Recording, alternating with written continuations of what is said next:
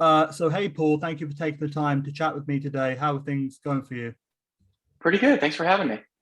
Absolutely. And obviously we're chatting today about Clean, which is a film that you co-wrote and directed. But I suppose that before we get into it directly, what inspired you to pursue that kind of creative path in the first place? On clean?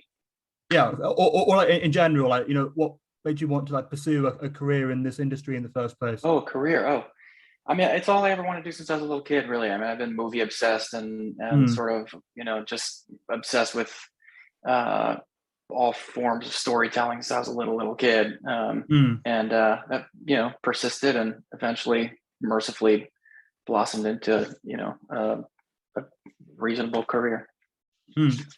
For sure. And I suppose like for anyone who hasn't heard of Clean, might be unfamiliar with it, like how would you describe the film and what was your inspiration behind it? Clean is about a very bad man trying to be a good one, and Mm, what happens when you give a man like that a reason to be bad again, and the beast that comes out of him. Starring Adrien Brody. yeah, Adrien is a absolute force of nature in this movie. You've seen Adrien do just incredible things. yeah, No one questions that he is, among our finest actors, um, alive. But we have not seen him do something like this before. This is new right. territory for him, and he just comes with it. So Absolutely. And if I'm not mistaken, I believe, didn't he also, he co-wrote the film, didn't he? yeah, Yeah. he co-wrote, he produced, he did the score. Adrian's Wow. very much involved in Mm. this movie. Yeah, Renaissance man sounds like, yeah, he is indeed. absolutely. And I suppose then, like, how was it kind of, because is that usual kind of this, the dynamic of like roles of like directing your co-writer or him in his case, like being directed by, the guy he co-wrote it with. Is that normal or is that kind of unusual, for something like this? I think it's a somewhat unusual dynamic to wear that many hats. Mm, An independent film, I think people tend to wear a lot of hats, and right.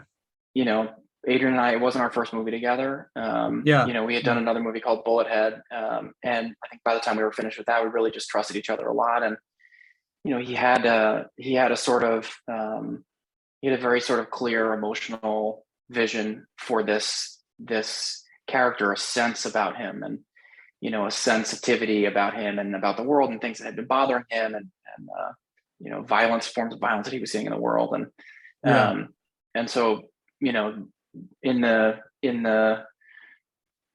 following our experience on Bullethead, I think we were sort of excited to find something together, and got to talking, and Clean was what resulted. Absolutely. And like, had you worked with anyone else in the cast before Clean, or like was everyone else a new face, like career wise or working wise to you?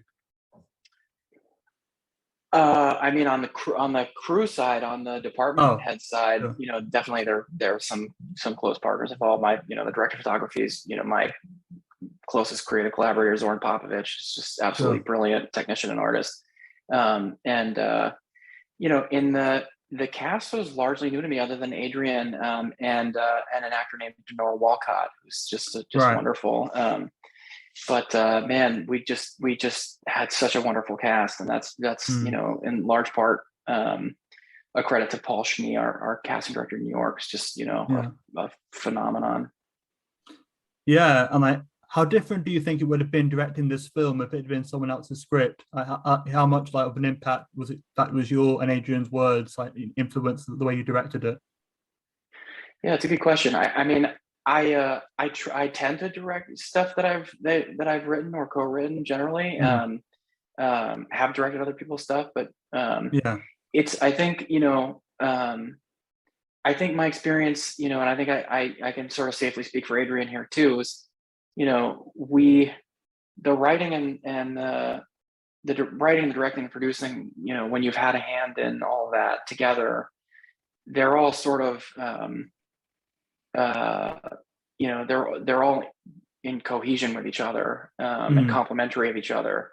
So in an interesting sort of way, an actor who is as gifted as Adrian is, can his performance can actually sort of extend into writing and into score and Right. into even the production, because a vision is a vision, and Yeah. an actor like Adrian studies and formulates a real vision for something. So if it had been something, I don't know that it's a sort of, this is one that's sort of impossible to really envision in that sense, because it really was a ground floor thing, starting with us just spitballing together. Actually, we were in Manchester while he was doing Peaky Blinders and walking around the city and just, in this, just sort of feeling the industrial history of the city and just dreaming together and thinking about it, what it would be like, and drinking lots of caffeine. And that really was sort of where it started to formulate.